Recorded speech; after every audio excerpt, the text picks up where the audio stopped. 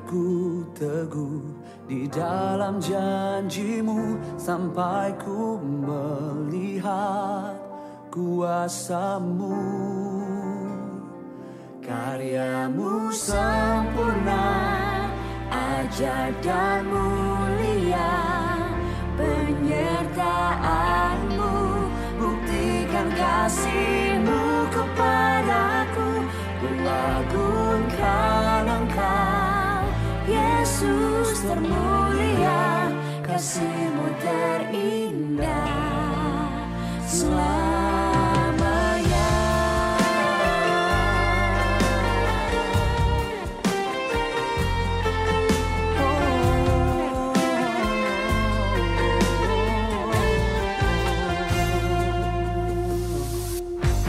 Kau Bapa yang setia, tak pernah sadar Kau tinggalkan diriku.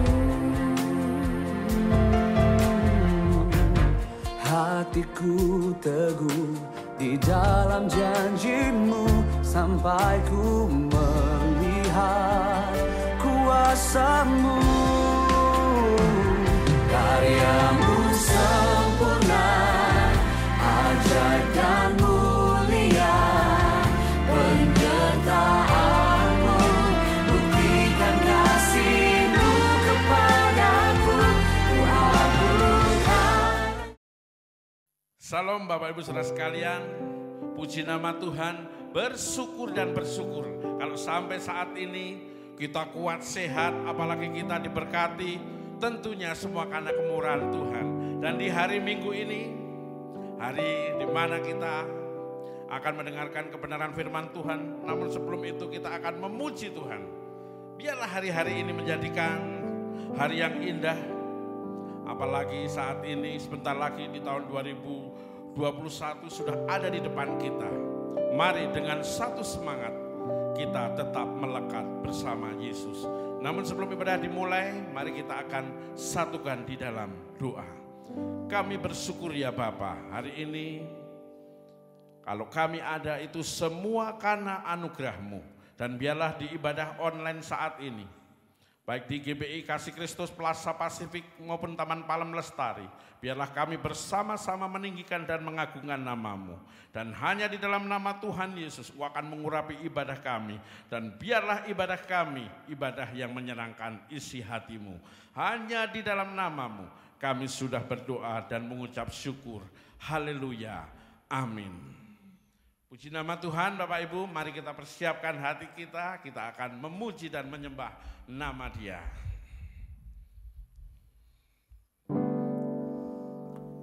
Mary's boy child, Jesus Christ, was born on Christmas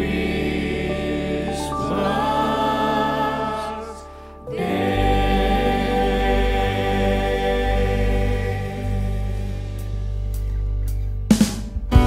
Mari Bapak Ibu Saudara sekalian, kita boleh berdiri. Kita akan menyanyikan pujian ini dengan penuh sukacita. Yuk.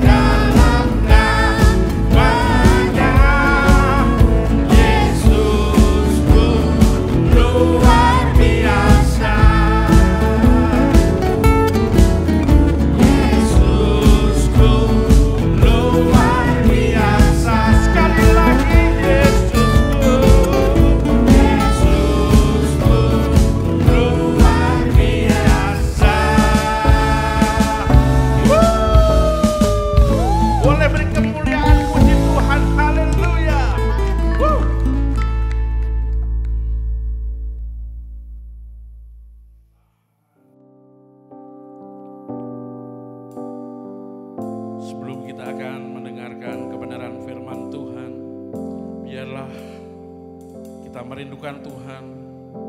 Kita akan menaikkan pujian, lingkupiku ya Bapa dengan sayapmu.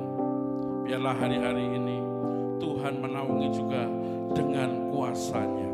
Mari Bapak Ibu Saudara sekalian yang ada di rumah, kita angkat satu pujian ini.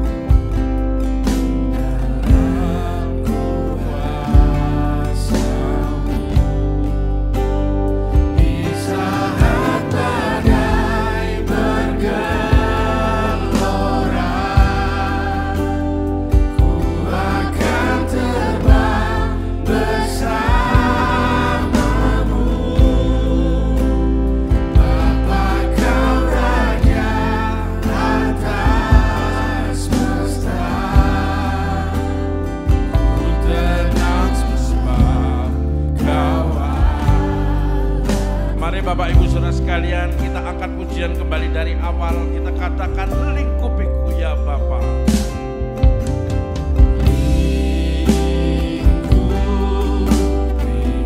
Amin. Puji Tuhan.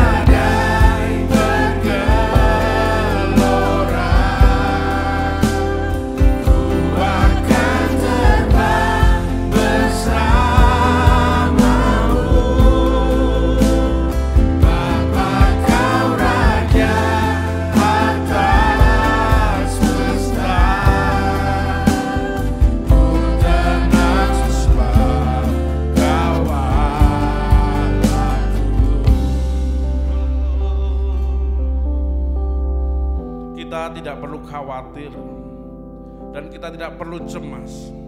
Kalau Tuhan melindungi, melingkupi, bahkan Tuhan memberikan kekuatan kepada kita, yakinlah kemenangan, kekuatan, bahkan berkat ada pada Bapak Ibu Saudara sekalian. Kita bersyukur kalau hari ini masih sehat, kuat, itu semua sungguh karena kemurahan dan anugerah-Nya. Bapak Ibu, mari yang ada di rumah, dengan sungguh-sungguh kita katakan kembali dari awal, kita katakan lingkupiku ya Bapa.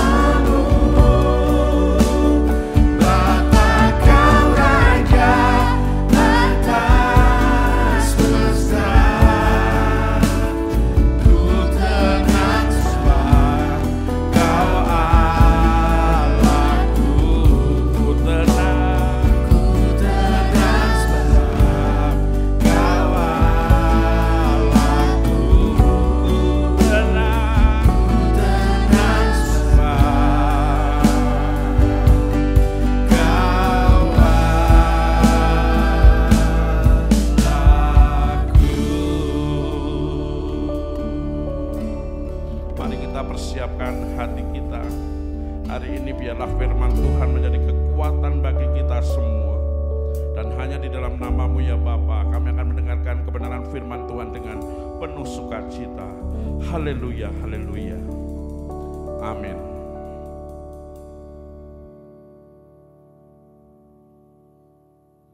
Shalom saudaraku, merupakan sukacita bisa menemui saudara dalam ibadah bersama. Dapat berjumpa kembali dalam ibadah walaupun online sebagai tanda Tuhan memelihara kita. Berita tentang PSBB diperpanjang lagi hingga sampai 6 Desember. Walaupun diperpanjangnya PSBB ini, kita harus tetap tunduk pada peraturan pemerintah, khususnya pemerintah DKI ini. Mari kita belajar tetap tunduk, walaupun kita tahu perpanjangan PSBB ini terjadi karena meningkatnya penularan akibat kumpulan dari beberapa kelompok. Kita mungkin agak sedikit kecewa, tapi sebagai anak Tuhan kita harus tetap tunduk pada peraturan pemerintah, khususnya pemerintah daerah. Kita taati 3M, memakai masker, mencuci tangan, menjauhi kerumunan, ya, supaya penularan akan menurun. Kita jatuh belas kasihan kepada tenaga medis yang terus-menerus berjuang merawat, menyembuhkan pasien-pasien. Mari kita tunduk kepala berdoa untuk firman Tuhan. Saya berharap saudara beribadah dengan sungguh hati, tepat waktu, berpakaian sopan, bersikap sopan, konsen kepada pujian, berita firman Tuhan, ibadah secara online walaupun dilakukan di rumah masing-masing. Saya berharap Anda tetap menghormati, menghargai seperti saudara beribadah di dalam gereja Tuhan. Kita tundukkan kepala. Bapa, kami telah memuliakan Engkau, memuji-muji Engkau dengan pujian. Di dalamnya ada rasa syukur dan terima kasih. Di dalamnya ada rasa yang paling dalam. Berterima kasih atas pemeliharaan, penjagaan, perawatan, pemenuhan kebutuhan hidup kami. Kalau hari ini kami masih bisa berjumpa, berbakti, tanda kami dipelihara Tuhan. Mohon belas kasihan dan kemurahan Tuhan tetap menyertai kami. Buatlah kami mudah ya Tuhan untuk mendapatkan nafkah. Tetap dalam keadaan sehat, imun yang kuat. Kami akan mendengar firman Tuhan. Kami membuka hati, berikan kami kemampuan untuk mengerti. Berikan kami pencerahan dengan pengertian-pengertian yang baru supaya kami bisa mentaati firman-Mu. Dalam nama Yesus kami berdoa. Amin. Saudaraku, tema firman Tuhan pada minggu ini adalah penundukan diri. Penundukan diri ini kita ambil dari teladan Kristus. Kristus sebagai Tuhan kita, guru kita, ya, gembala kita yang agung, memberikan teladan kepada kita bagaimana belajar tunduk diri pada atasan kita. Saudaraku, semua karya dari kehidupan Kristus sangat menginspirasi kita. Kekristenan bukanlah hanya taat kepada hukum-hukum yang ada, baik hukum pemerintah maupun hukum agama, tetapi jauh lebih dalam. Kekristenan itu adalah meneladani cara hidup Yesus. Jadi bagaimana Yesus hidup, bagaimana Yesus melangkah, bagaimana Yesus berpikir, bagaimana Yesus merasa, bagaimana Yesus bertindak, kita teladani. Tujuan hidup tertinggi kita orang-orang Kristen adalah ingin menyerupai Kristus dalam segala hal. Dalam kesederhanaannya, dalam kebijakan-kebijakannya, dalam kasihnya, dalam keputusan-keputusannya, dan lain-lain. Satu karakter atau salah satu karakter Kristus yang sangat mengagumkan, dan karakter ini sangat menentukan keputusan Dia. Apakah Ia berhasil, ya, mau mati bagi kita atau tidak menebus dosa kita, yaitu penundukan dirinya untuk menebus dosa manusia. Penundukan dirinya adalah salah satu karakter yang sangat menentukan pada saat ia bergumul di Taman Getsemani. Saat Yesus berada dan bergumul di Getsemani, sebetulnya ada dua keputusan yang bisa diambil. Satu, dia tinggalkan komitmennya. Dia tinggalkan tanggung jawabnya untuk menebus dosa kita. Itu hak dia. Tetapi dia juga mengambil keputusan untuk tunduk dengan sukarela, mati menebus dosa kita. Mana yang dilakukan? Tentu yang kedua, dia mengambil keputusan untuk tunduk dengan sukarela, tidak terpaksa, tidak diperintahkan, bukan karena takut, tapi dengan sukarela mau mati menebus dosa kita. Kita perlu belajar untuk hal ini, tunduk kepada keputusan Allah. Apa itu penundukan diri, saudaraku? Bukan begini-begini, itu ketunduk tuh ya. Tapi penundukan diri itu jauh ya, berada dalam karakter kita. Penundukan diri itu artinya ya, baik dalam kamus Webster ya, atau pengertian yang lain adalah penundukan diri adalah menjaga, merawat, patuh dan setia kepada Tuhan kita, kepada atasan kita, kepada pimpinan kita dengan sukarela. Dengan sukarela menuruti perintah-perintah atasan kita. Nah, itu artinya penundukan diri. Jadi penundukan diri bukan hanya manut, tapi menjaga nama baik, menjaga harta, menjaga rumah, menjaga tugas yang diwajibkan kepada kita bawahannya, ya, dengan patuh dan kesetiaan kepada atasan kita. Itu arti penundukan diri. Dan penundukan diri ini tidak mudah didapatkan. Terutama saudara dan kita yang merasa diri pinter, merasa diri sanggup, merasa diri mandiri, merasa diri banyak pengetahuan, merasa diri dibutuhkan orang. Nah, ini sulit untuk menundukkan diri. Sebab penundukan diri itu membutuhkan kerendahan hati. Orang yang sombong, orang yang congkok, orang yang merasa diri pinter, sulit menundukkan diri. Jadi penundukan diri itu ada pada orang yang memiliki hati hamba. Kalau dia merasa diri sebagai bos, pimpinan, merasa dia berjasa, dia tidak akan bisa menundukkan diri. Seorang yang memiliki penundukan diri harus merasa tidak punya hak untuk memaksakan kehendaknya kepada orang lain. Mungkin bisa mengusulkan, tapi tidak memaksakan. Sebab kalau memaksakan kehendaknya tidak dituruti, dia kecewa. Nah, itu bukan penundukan diri itu pemaksaan diri. Penundukan diri tentu berlawanan dengan pemberontak. Nah, rasanya kan kurang nyaman. Ya, pemberontak, pemprotes, yang suka melawan adalah lawan dari penundukan diri. Penundukan diri bukan pada hukum-hukum saja. Umpamanya kita berkendaraan, kita harus berhenti di lampu merah. Itu tunduk diri pada peraturan hukum-hukum. Nah, tidak boleh belok ke kiri karena ada peraturan itu, ya. Atau kalau ada polisi lalu lintas, bukan begitu. Penundukan diri itu adalah bukan hanya pada hukum, tapi pada Tuhan kita, pada pribadinya. Jadi kalau saudara membaca Alkitab, saudara bukan hanya tunduk kepada apa yang Alkitab katakan, hukum-hukum Tuhan, tapi saudara juga tunduk kepada pribadi Tuhan. Nah, itu penundukan diri. Bukan hanya pada hukumnya, tapi pribadinya. Ya, pribadinya dengan sukarela. Bukan karena Anda bawahan, bukan karena Anda sebagai pegawai, bukan Anda karena diperintahkan, ditugaskan, bukan. Tapi dengan sukarela. Karena kita tahu bahwa tunduk kepada pimpinan itu adalah hal yang terbaik.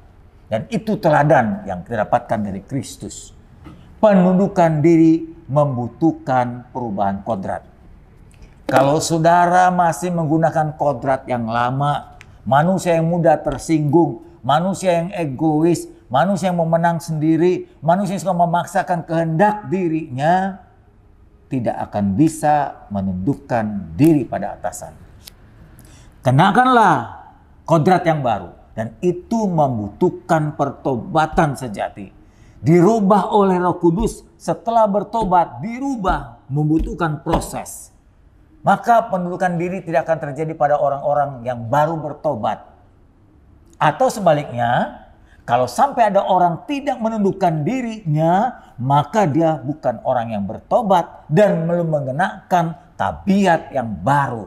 Dia masih menggunakan tabiat yang lama atau hidup lama. Jangan-jangan ia juga sulit masuk kerajaan sorga karena belum mengenakan tabiat yang baru dan berhati hamba. Nah, ini kaitannya dengan keselamatan ya saudara, hati-hati. Kodrat yang baru setelah bertobat lalu diubah oleh Roh Kudus akan mudah tunduk dengan sukarela. Dengan sukarela. Kodrat baru itu lebih mudah diatur. Kodrat yang baru itu orang yang sudah bertobat akan mudah tunduk kepada perintah dan kehendak Tuhan. Mari kita coba belajar apa yang kita dapatkan dari penundukan diri Yesus pada saat di Getsemani. Karena yang paling jelas, paling kentara, contoh penundukan Yesus kepada Bapa adalah pada saat dia di Getsemani. Ada banyak kalimat-kalimat yang diucapkan dalam firman yang lain tentang penundukan diri. Salah satu dia berkata, kalau aku ingin berbicara, aku berbicara atas nama Bapa. Aku tidak akan lakukan sesuatu tanpa diperintahkan oleh Bapa. Itu merupakan contoh penundukan diri. Tapi contoh yang paling jelas adalah ketika ia bergumul di Taman Getsemani. Saya ajak saudara untuk membaca peristiwa ini dalam Matius 26 ayat 36 sampai 46. Perhatikan baik-baik tiap-tiap ayat, karena tiap ayat saya berikan pengertian kepada kita sekalian. Ayat 36 Matius 26. Maka sampailah Yesus bersama murid-muridnya di suatu tempat yang bernama Getsemani, tempat pemerasan anggur, tempat pemerasan minyak zaitun. Lalu Yesus berkata kepada murid-muridnya, duduklah di sini sementara aku pergi ke sana untuk berdoa. Saudara perlu tahu, ini adalah saat-saat terakhir Yesus bersama muridnya, dan itu saat terakhir Yesus bergumul, karena sesudah itu, setelah peristiwa sore hari di Getsemani, Yesus ditangkap dan selanjutnya dianiaya, diadili, dan besoknya disalibkan di Bukit Golgota. Saya teruskan. Lalu waktu Yesus sudah membawa murid-muridnya ke Taman Getsemani, Yesus berkata kepada murid-muridnya, duduklah di sini sementara aku pergi ke sana untuk berdoa. Diharapkan murid-muridnya juga berdoa di tempatnya sendiri. Lalu Yesus membawa 3 muridnya yang terdekat, Petrus dan kedua anak Zebedius, yaitu Yohanes dan Yakobus. Maka mulailah Yesus merasa sedih dan gentar. Kenapa? Karena dia tahu langkah-langkah penderitaan apa yang akan dialami. Kemahatauannya membuat dia makin terasa tertekan, saudaraku. Dia merasa sedih seperti mau mati rasanya. Lalu ayat 38, lalu katanya kepada murid-muridnya, hatiku sangat sedih, tertekan banget gitu ya, depresi sekali, seperti mau mati rasanya. Cobalah tinggallah di sini dan berjaga-jaga. Berjaga-jaga waktu itu berdoalah dengan aku di sana, kamu di sini. Ayat 39, lalu Yesus maju sedikit lagi, sujud berdoa dan berkata, ya Bapakku, sekiranya jikalau dimungkinkan, biarlah cawan ini lalu daripadaku, tapi janganlah seperti yang ku kehendaki, melainkan seperti yang engkau kehendaki. Mulai terlihat penundukan dirinya. Ayat 40. Lalu Yesus kembali kepada murid-muridnya dan mendapati murid-muridnya bukan sedang berdoa, tapi sedang tidur. Ya sama kayak kita ibu bapak ya, lebih enak tidur daripada disuruh berdoa. Kita hanya mau berdoa kalau kita punya masalah. Padahal kalau kita berdoa, kita bisa berdoa untuk diri sendiri, kita bisa berdoa buat orang lain. Ingat, jangan hidup egois. Doa kita dibutuhkan oleh orang lain. Jadi kalau ada jam-jam doa, ada persetujuan doa, ingatlah doamu dibutuhkan orang lain. Kalaupun engkau tidak punya masalah. Lalu Yesus berkata kepada Petrus, tidakkah engkau sanggup berjaga-jaga dengan aku 1 jam saja? Tuh, doa 1 jam saja susah. Tidur lebih enak berjam-jam. Ayat 41, berjaga-jagalah dan berdoalah supaya kamu jangan jatuh. Jadi Yesus ajarkan, Yesus harap mereka berdoa bukan untuk kepentingan Yesus, untuk kepentingan dirinya. Jangan sampai murid-muridnya itu jatuh dalam pencobaan. Ya, banyak cobaan, banyak godaan menantang kita. membuat kita emosi, membuat kita tersinggung, membuat kita melawan. Itu loh maksudnya Yesus. Ya, berjaga-jagalah supaya engkau bisa kendalikan dirimu, supaya kamu jangan jatuh dalam pencobaan. Roh memang penurut, hati itu maunya berdoa, tapi daging kita lemah. Males alasannya, capek lah, macam-macam. Lalu Yesus pergi lagi untuk kedua kalinya dan berdoa katanya, ya Bapakku, jikalau cawan ini tidak mungkin lalu, kecuali apabila aku meminumnya, jadilah kehendak-Mu. Yesus berdoa untuk kedua kali. Dan akhirnya saya membaca Yesus berdoa untuk ketiga kali dan mengucap kalimat yang sama, yaitu kalau dimungkinkan cawan ini lalu daripadaku. 3 kali Yesus ngomong begitu, mohon seperti itu. Dan ayat 43 ketika ia kembali lagi ke muridnya tambah tidur, saudaraku. Jadi 2 kali dibangunkan, 2 kali tidur. Sebab mata mereka sudah begitu berat. Akhirnya Yesus berkata, ya sudahlah. Ayat 44, ia membiarkan murid-murid di situ untuk tidur dan pergi berdoa lagi. Untuk ketiga kali Yesus berdoa dan mengucapkan doa yang sama, yaitu jikalau dibolehkan, dimungkinkan, biarlah cawan ini, sengsara ini lalu daripadaku, tetapi bukan kehendaknya jadi, melainkan kehendak Bapa saja yang jadi. Sesudah selesai pergumulannya, sesudah selesai penundukan dirinya, taat patuh, ia menjaga merawat kehendak Bapaknya, ia datang kepada murid-muridnya dan berkata, tidurlah sekarang dan istirahatlah. Aku telah mengambil keputusan gitu. Aku telah menundukkan diri. Aku komit sampai mati. Nah, ini yang kita perlu pelajari, saudaraku.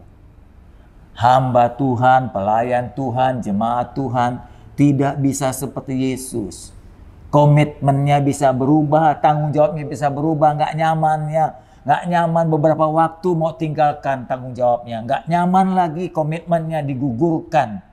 Gak bisa setia sampai mati. Yesus berkata, aku telah ambil keputusan, kutundukkan diriku sampai mati, kurawat janjiku, pernyataanku, komitmenku.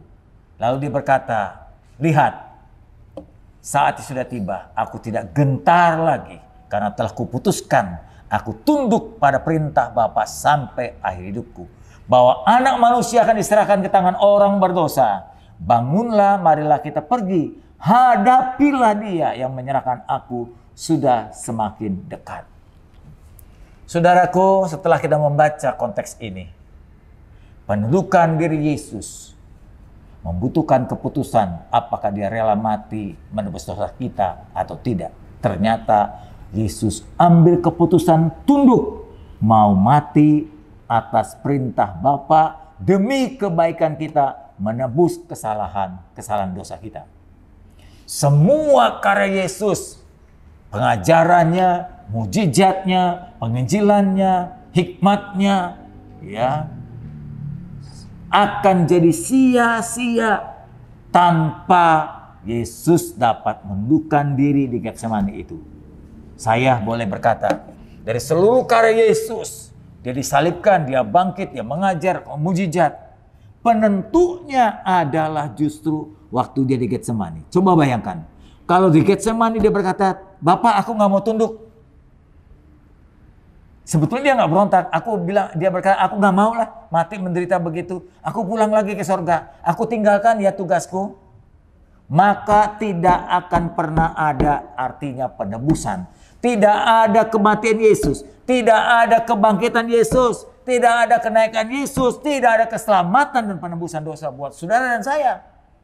Maka kita sama dengan agama lain. Harus menebus dosa sendiri. Jadi betapa pentingnya penundukan diri saat Yesus harus ambil keputusan di Getsemani. Bisa bayangkan kalau dia menolak, kalau dia menghindar, kalau dia tidak bertanggung jawab, kalau dia tidak tuntaskan cinta kasihnya kepada kita. Kalau dia berkata, bukan kehendak Bapa, tapi kehendakku aja yang jadi. Kebanyakan di antara kita adalah kehendak aku yang jadi. Aku. Aku nggak nyaman, aku nggak enak, aku nggak setuju. Ya, aku nggak didukung. Ya, aku nggak disupport, aku nggak dibela. Aku semua.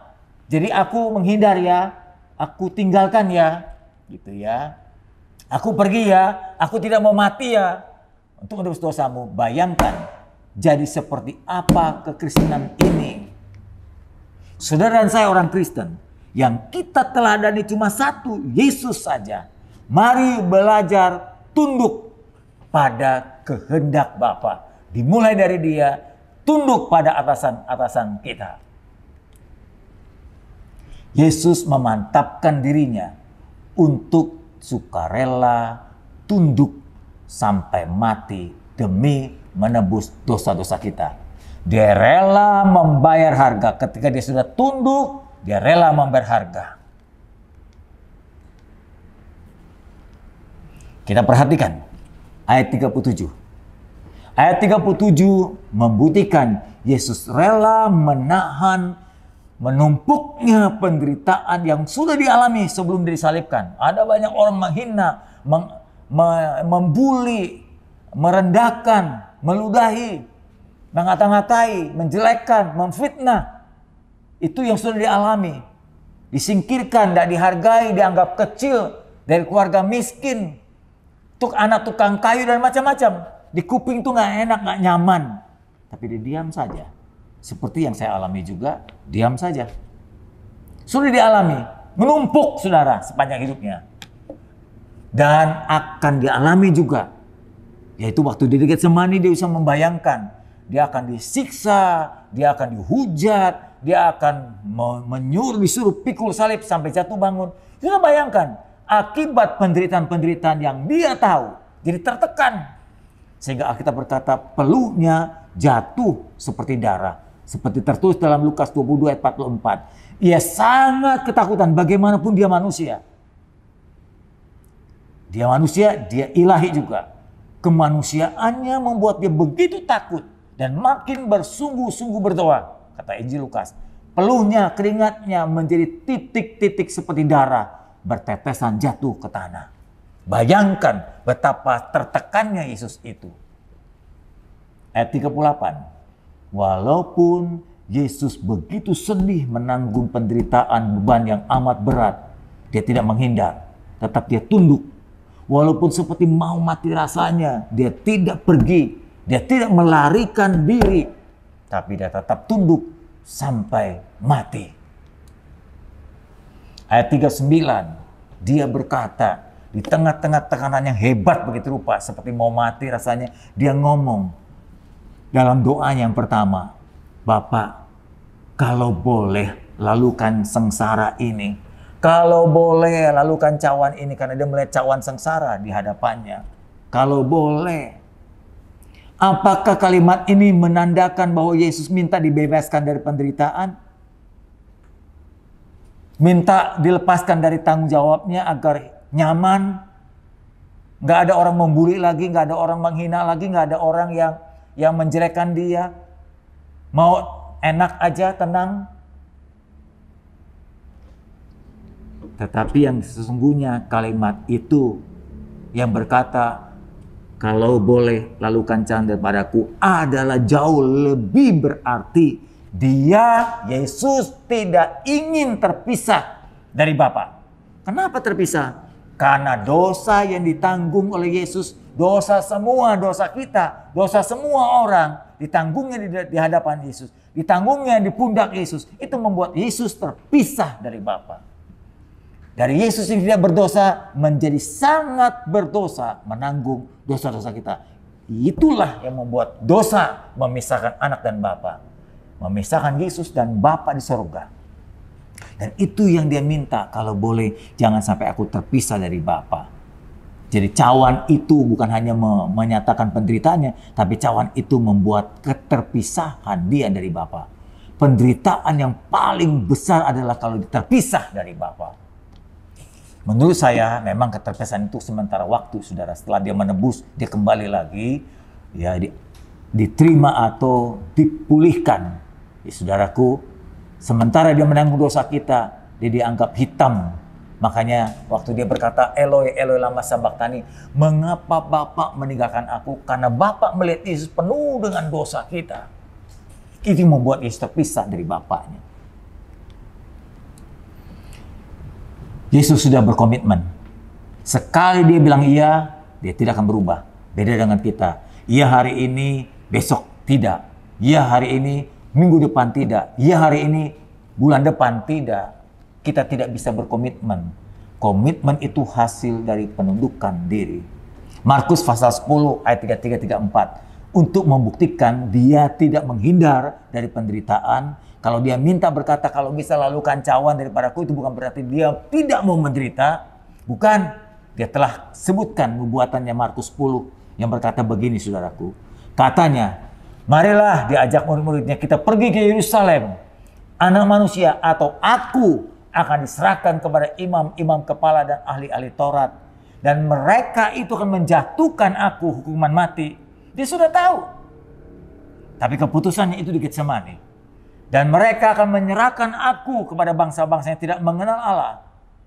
Orang akan menghina dia, mencibir dia, meludahi dia, mengolok-olok dia. Ya, disesat dan diludahi, bahkan dibunuhnya dia. Tapi pada hari ketiga ia akan bangkit. Sudah diungkapkan nubuatan ini. Jadi sekali lagi, perkataan dia mengatakan, lalukan cawan daripadaku, bukan berarti dia menghindar. Dia lari dari tanggung jawabnya. Dia tetap tunduk, taat pada kemauan Bapa. Ayat 40-43. Yesus menyatakan, memperlihatkan penundukan dirinya. Walaupun dia tidak dapat dukungan dari murid-muridnya. Murid-muridnya bukan berdoa, malah tidur. Bukan sekali, 2 kali berulang-ulang. Yesus tidak kecil hati. Keputusan diri adalah keputusan dirinya. Tidak perlu support orang lain. Tidak perlu dukungan orang lain. Kalau sudah berketetapan hati, tidak butuh orang lain. Saudaraku, pada ayat 45-46. Menunjukkan penundukan diri Yesus yang sukarela. Penundukan diri ini akhirnya memberi dia kemenangan dan kekuatan menghadapi penderitaan yang sangat berat. Diperlakukan apapun dia siap. Nah, itu hebatnya penundukan diri. Kalau sudah mantap penundukan diri, kemenangan sudah di tangan. Kekuatan menyertai kita sama seperti Yesus. Saya perhatikan penderitaan apa yang akan dialami. Pertama, dia diadili di rumah Imam Kayafas. Waktu diadili dia selesai, dia menghujat Bapa, dia menghujat Allah, katanya mengakui diri sebagai Allah. Dia dicemplungkan ke dalam goa, lobang, masuk ke dalam goa di bawah. Nggak bisa keluar. Di goa di sana dipukuli, disiksa. Menurut cerita, gaya di sana, luka-lukanya diberikan garam supaya nggak infeksi, tapi menderita luar biasa. Semalaman dia berada di dalam penjara Kayafas. Setelah itu besok dia diseret kembali, dikeluarkan dari rumah Imam Kayafas. Kemudian dicambuki oleh tentara Romawi puluhan kali. Setelah itu dia suruh memikul salib, melewati jalan Verosa, jalan pasar. Begitu banyak orang menghina, membuli, meludahi dia. Via Dolorosa, jalan sengsara. Lalu jatuh bangun karena sudah semalaman 1-2 hari dia menderita. Saudaraku, karena jatuh bangun, banyak luka di wajahnya, membentur batu-batu di jalan. Akhirnya, karena dia gak kuat, hingga dibantu Simon dari kanan untuk mengangkat salibnya. Dan dia dibawa terus tanpa belas kasihan, dipakukan di bukit Golgota, tangan dan kakinya. Penderitaan yang luar biasa itu dapat diatasi dengan penundukan diri. Dia bilang, aku siap. Aku siap, aku tunduk, aku taat, aku patuh pada pimpinan, pada Bapakku. Saudaraku, mestinya kita pun meneladaninya. Saudara dan saya pasti kuat kalau saudara memiliki penundukan diri. Apa ada gunanya penundukan diri? Oh, ada. Penundukan diri memberikan upah kepada kita. Ada 3 upah dari penundukan diri. Tidak sia-sia saudara belajar dan akhirnya mampu menundukkan diri. Penundukan diri itu membawa penghapusan, pengampunan dosa yang Yesus lakukan dan memberikan kehidupan kekal.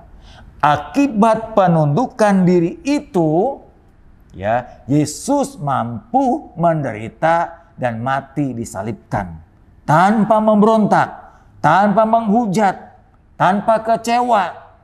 Dia berkata, aku rela menderita untuk menebus dosa dan memberi kehidupan kekal bagi kita.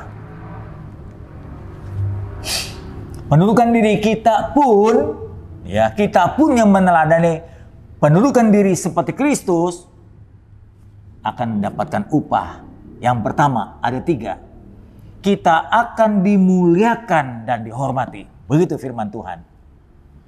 Di dalam Yohanes 12 ayat 26, barang siapa melayani aku, ia harus mengikut aku, meneladani aku. Di mana aku berada, apa yang aku perbuat, ikuti. Di situ pun pelayanku akan berada dan mengikutinya. Dan barang siapa melayani aku, ia akan dihormati Bapa. Akan dimuliakan Bapa. Barang siapa belajar menundukkan diri seperti aku, dia akan dihormati Bapa. Jangan cari hormat manusia. Jangan cari support manusia. Jangan cari dukungan manusia. Kalau dapat puji Tuhan, kalau tidak didukung pun tidak masalah. Loh, kita layani Tuhan, dihormati Tuhan. Kedua, orang yang belajar melaksanakan pendudukan diri, dia akan mendapat upah. Amsal 28 ayat 20 mengatakan, orang yang dapat dipercaya mendapat banyak berkat. Tapi orang yang ingin cepat kaya tidak akan luput dari hukuman. Orang yang dapat dipercaya, orang-orang yang menjaga nama baik pimpinannya, menjaga, merawat, patuh, taat, dapat dipercaya. Kita berkata Amsal mendapat banyak berkat, mendapat banyak upah. Tapi sebaliknya, pemberontak, Allah tahu siapa pemberontak, akan dapat ganjarannya. Ia bukan saja menyusahkan pimpinan, tapi dia menyusahkan hati Tuhan. Mazmur 78 ayat 40 mengatakan, berapa kali mereka, itu bangsa Israel, memberontak terhadap dia, terhadap Tuhan, terhadap Musa di padang gurun. Dan ia atau mereka itu menyusahkan hatinya Tuhan di padang belantara. Dengan memberontak kepada Musa pimpinannya, mereka bukan saja menyusahkan hati Musa, tapi menyusahkan hati Tuhan. Waktu Tuhan berkata kepada Musa, Musa, mereka bukan hanya menghujat engkau, mereka bukan melawan engkau, tapi mereka melawan aku, kata Tuhan. Akibat pemberontakan, Musa sendiri ikut emosi. Musa sendiri ikut melawan Tuhan. Tuhan berkata kepada batu itu, sebut saja Musa, nanti akan kukeluarkan air dari batu itu. Karena emosinya Musa terhadap umat Israel yang terlalu banyak memprotesnya, maka Musa memukulnya batu itu. Dan dianggap oleh Tuhan adalah pemberontakan. Sekali saja pemberontakan Musa. Hanya sekali saja memberontak. Musa tidak diizinkan masuk ke tanah perjanjian. Hati-hati saudara. Jangan melawan Tuhan. Jangan melawan pimpinan. Jangan tunduk. Jangan tidak tunduk. Jangan lakukan pemberontakan. Musa dan bangsa Israel tidak dapat masuk ke tanah perjanjian Kanaan. Tanah yang dijanjikan, tanah yang dirindukan puluhan tahun. Akhirnya gagal untuk dimasuki. Jangan sampai saudara dan saya, akibat pemberontakan kita, tidak ada penundukan diri kita.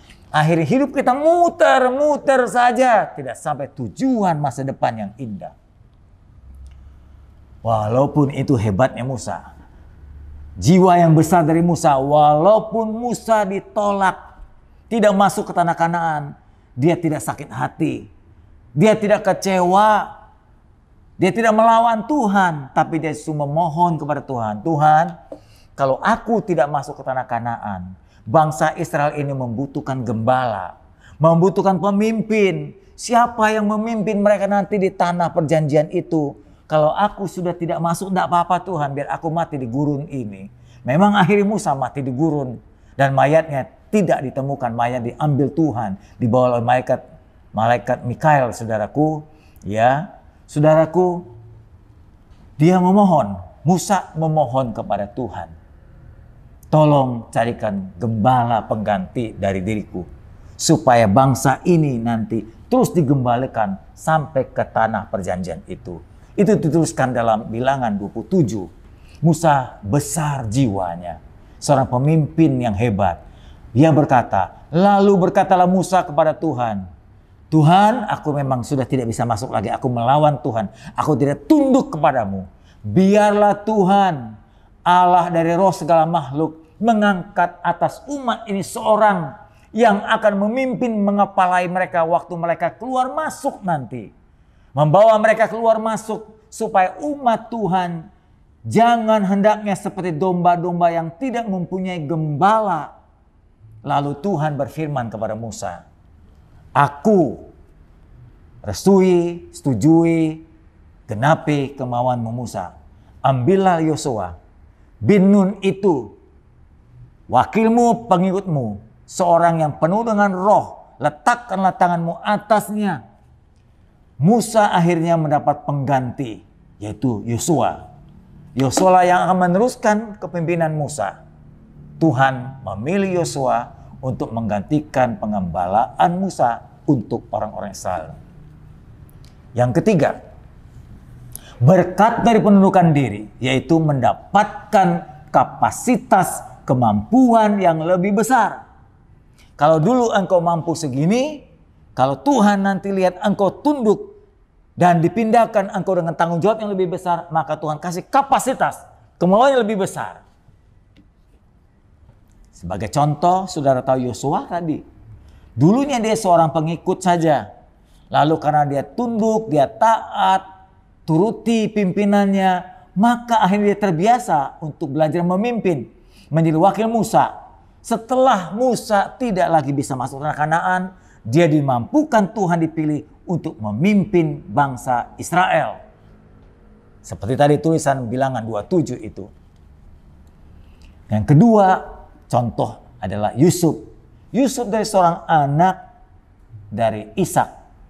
Anak seorang gembala, karena diirikan oleh kakaknya, akhirnya dijual jadi budak. Jadi budak kerja, kemudian dipercaya oleh Tuan Potifar. Tetap tunduk dia, tidak memberontak. Walaupun ada cobaan dari istri Potifar, Tante Pot itu menggoda dia dengan macam-macam, dia tetap tunduk pada perintah Tuhan. Memang akibatnya dia harus bayar harga, masuk penjara karena fitnah dari istri Potifar. Masuk penjara.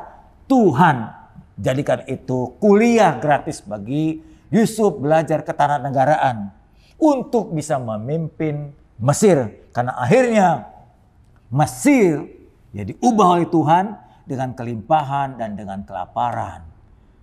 Yusuflah orang yang mampu mentabirkan mimpi Firaun dan yang mampu memimpin pembekalan saat kelimpahan dan saat kelaparan. Dari seorang budak mampu jadi wakil Firaun, itu kapasitasnya, kemampuannya diperbesar, saudaraku. Anda mau diberkati? Pasti jawabnya, ya. Anda mau dipercaya oleh Tuhan? Ya. Anda mau makin dilimpahkan, tanggung jawab, berkat seterusnya? Iya. Nah, mulailah dengan penundukan diri. Orang yang dapat dipercaya dengan perkara kecil, nantinya akan dapat dipercaya oleh perkara-perkara yang besar. Kalau begitu, saudaraku, latihlah diri kita dalam penundukan diri.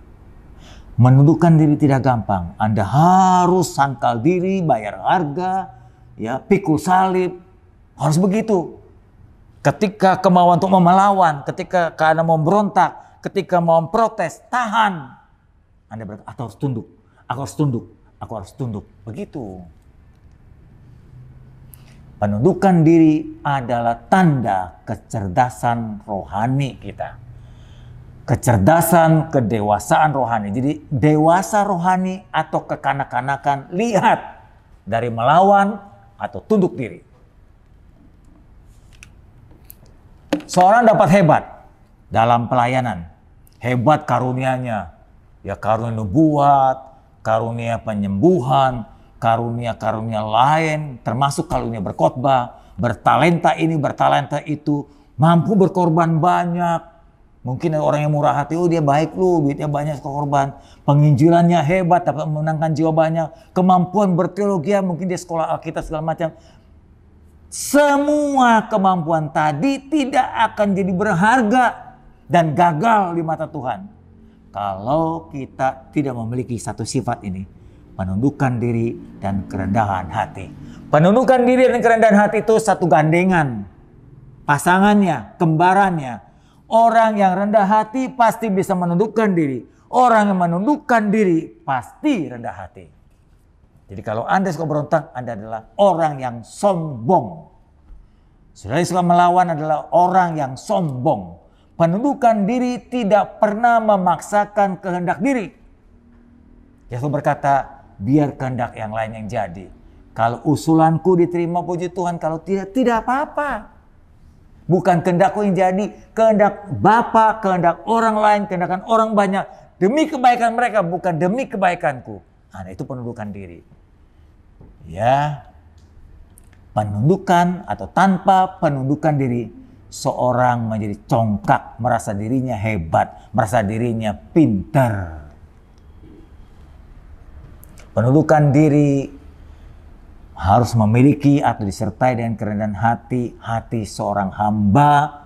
Periksa hatimu saudara, hatimu itu hati bos, hati tuan atau hati hamba.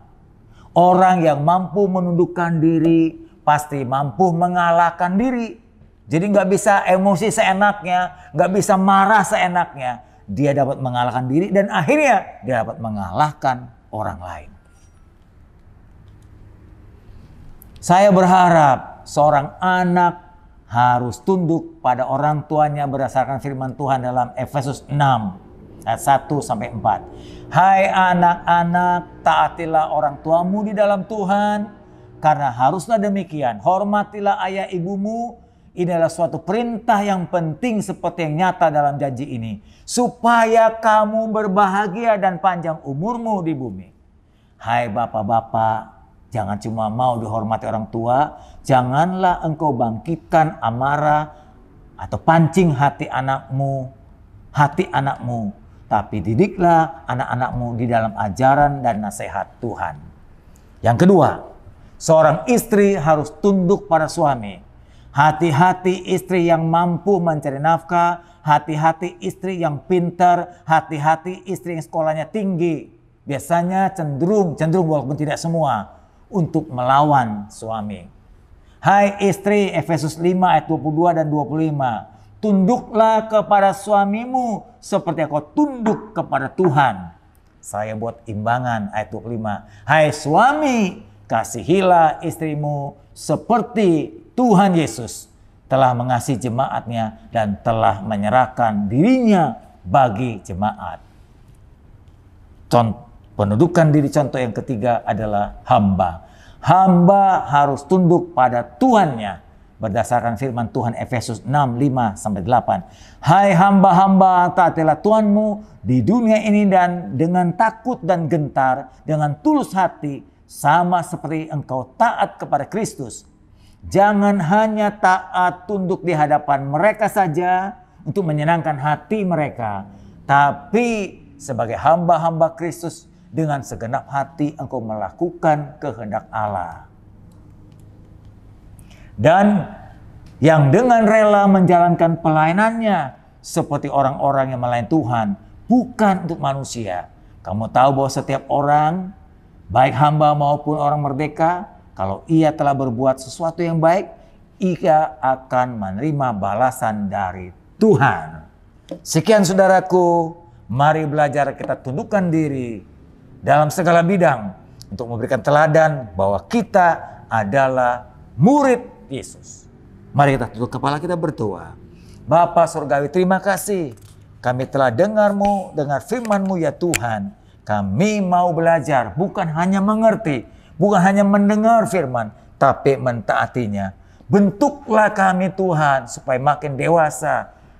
Bukan hanya pandai mengerti firman, pandai berbicara firman, tapi juga pandai mempraktekkan firman. Khususnya hari ini, belajar menundukkan diri pada atasan kami, orang tua, majikan, gembala, pimpinan, terutama Tuhan.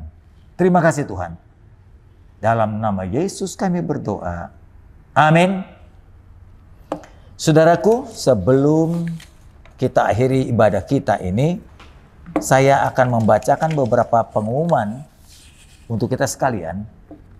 Kurang lebih jumlahnya dana Natal sampai minggu ini 25 November 20.700.000. Sementara kita butuh 82 juta lebih, 82.500.000. Jadi kurangnya kurang lebih 60 jutaan gitu saudara, 59.300 ribuan. Mari, waktu kita tinggal 2-3 minggu lagi. Saudara yang sudah biasa memberikan sumbangannya, mari kita perhatikan ini.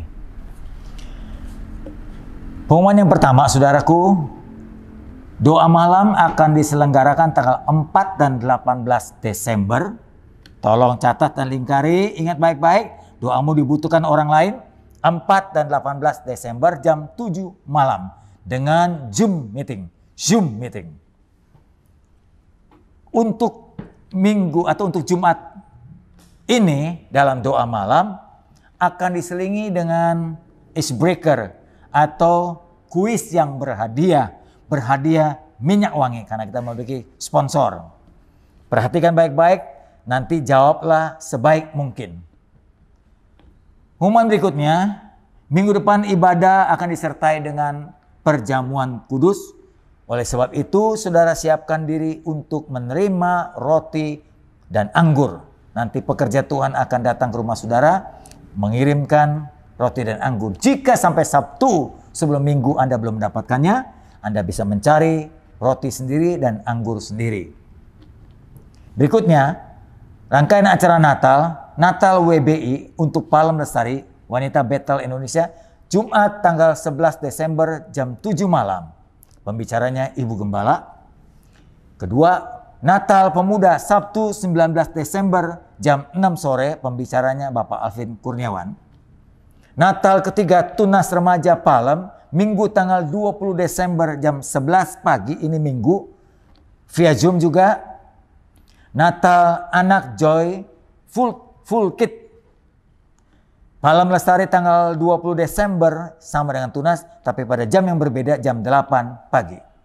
Natal yang kelima, Natal Gabungan Umum tanggal 24 Desember Kamis jam 7 malam.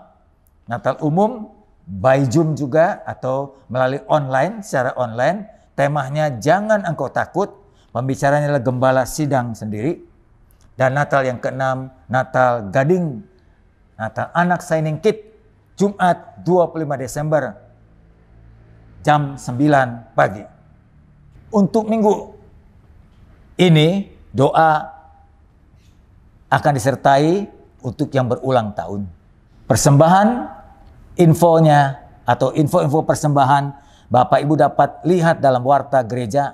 Diberikan link yang sudah diberikan oleh pekerja gereja, dibagikan melalui pesan WhatsApp. Perhatikanlah pengumuman melalui WhatsApp yang sudah diberikan oleh sekretariat gereja melalui link gereja. Ya, Tuhan memberkati saudara.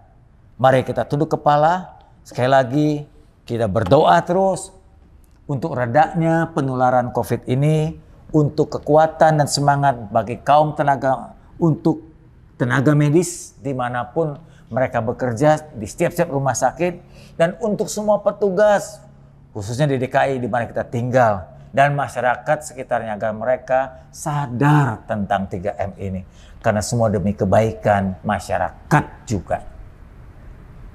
Tuhan, kami telah mendengar firman, mendengar pengumuman sebagai warga gereja yang harus memberikan contoh dan teladan.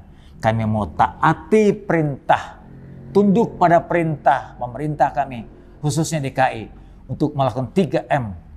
Menggunakan masker, mencuci tangan, dan menjaga jarak di antara kami supaya penularan COVID dapat berhenti. Kami berdoa supaya vaksin dapat ditemukan dan dibagikan, diproduk secara massal. Pemerintah kami dimampukan untuk melakukannya. Bukan hanya untuk Indonesia, tapi seluruh dunia. Karena kami merindukan kehidupan normal kembali, ibadah normal kembali, mencari nafkah normal kembali, berteman, bergaul normal seperti sedia kala. Terima kasih Tuhan. Kami akan memohon penyertaan-Mu, karena hanya penyertaan dan kemurahan-Mu, rahmat-Mu membuat kami aman dan terlindungi. Saudaraku, mari kita bangkit berdiri, angkatlah tangan kita. Kiranya damai Bapa, kasih Yesus yang tak berubah, teladan kehidupan Kristus khususnya penuhkan diri, akan menular kepada kami. Dan kami yang meniru dan meneladaninya. Roh Kudus memampukan kami, melindungi kami, menjaga kami. Sebegitu rupa, mulai hari ini dan sampai selama-lamanya. Haleluya. Amin.